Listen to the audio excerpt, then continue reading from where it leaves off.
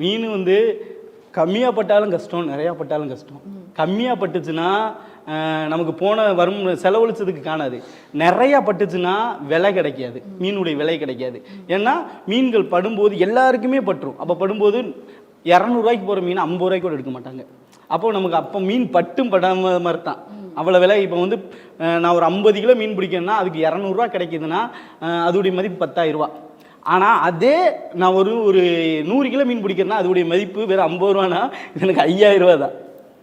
அப்போ அது ஒன்று. அந்த 100 கிலோ மீனுக்குமே சரி, நீங்கள் எவ்வளோ நேரம் உள்ளே போவீங்க?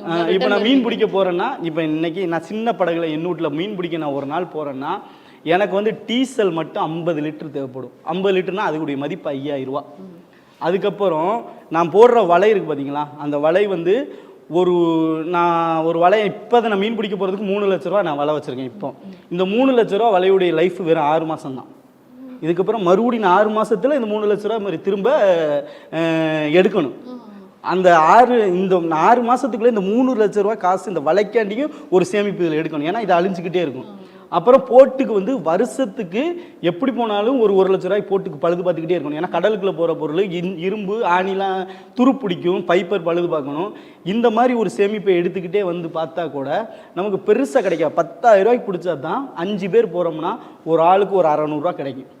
ஏன்னா இப்போ நான் ஃபோன் போட்டு வச்சுருக்கேன்னா எனக்கு நான் வந்து 3 பங்கு எடுத்துக்கிறேன். 3 பங்குனா இப்போ 10,000 ரூபாய்க்கு விற்கிதுன்னா நான் வந்து எனக்கு 3,000 ரூபாய் எடுத்துக்கிடுவேன். அதுக்கப்புறம் தான் ஏன்னா நான் போட்டுக்கு வலைக்கு நான் போட்டு கொண்டு போகிறேன்னா எனக்கு 3 பங்கு எடுப்பேன். அதுக்கப்புறம் மிச்சம் வர்றவங்களுக்கு கொடுப்பேன். அதனால என்னென்னா வரவு அதிகமாக இருக்கும், செலவு வந்து அதை விட அதிகமாக இருக்கும்.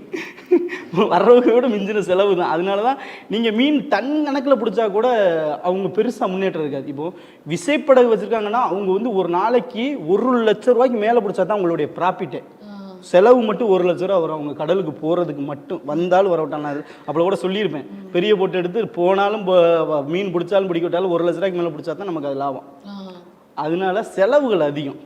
இவ்வளோ செலவு பண்ணுறாங்களே, அதுக்கான வருமானம் இப்போ இருக்கிற மீனவர்கள் கிடைக்குதா? இது வாங்கி விற்கிறவங்க எவ்வளோக்கு விற்கிறாங்க? அந்த கமிஷன் நடுப்புற இடைத்தரகர்கள்னு ஒருத்தங்க இருப்பாங்க இல்லையா, உங்களை விட அவங்க தான் சம்பாதிக்கிறாங்களா லாபம்? அந்த விஷயத்தை பற்றி என்ன நினைக்கிறீங்க? இப்போ வந்து நம்ம பிடிச்சிட்டு வர்றோம், நமக்கு வந்து ஒரு விலை அவங்க நிர்ணயிக்கிறாங்க. அந்த மீன் வந்து கண்டிப்பாக வெளியிடத்துல போகும்போது அது டவுலாக கூட ஆகுது. நீங்கள் சொல்கிறீங்கல்ல இந்த மாதிரி மீன், இப்போ நான் மீன் பிடிக்கிறேன்னா பிடிக்கிறவங்களை விட மீன் வியாபாரம் பண்ணுறவங்க ரொம்ப வசதியாக இருப்பாங்க. இன்னும் வரைக்கும் நம்ம எடுத்து பார்த்தோன்னா, இப்போ உதாரணத்துக்கு எங்கள் ஊரில் ஒருத்தங்க மீன் பிடிச்சிக்கிட்டு இருக்காங்கன்னா, ஒரு பையன் படிச்சுட்டு வந்து ஒரு மீன் தொழில் பார்க்குறான்னா, மீன் வியாபாரம் பண்ணுறான்னா, நான் 20 வருஷம் நான் என்ன நிலமையில இருக்கணும், அவன் 2 வருஷத்தில் அவங்க நிலைமையை விட ரொம்ப பல மடங்கு கூட இருப்பாங்க.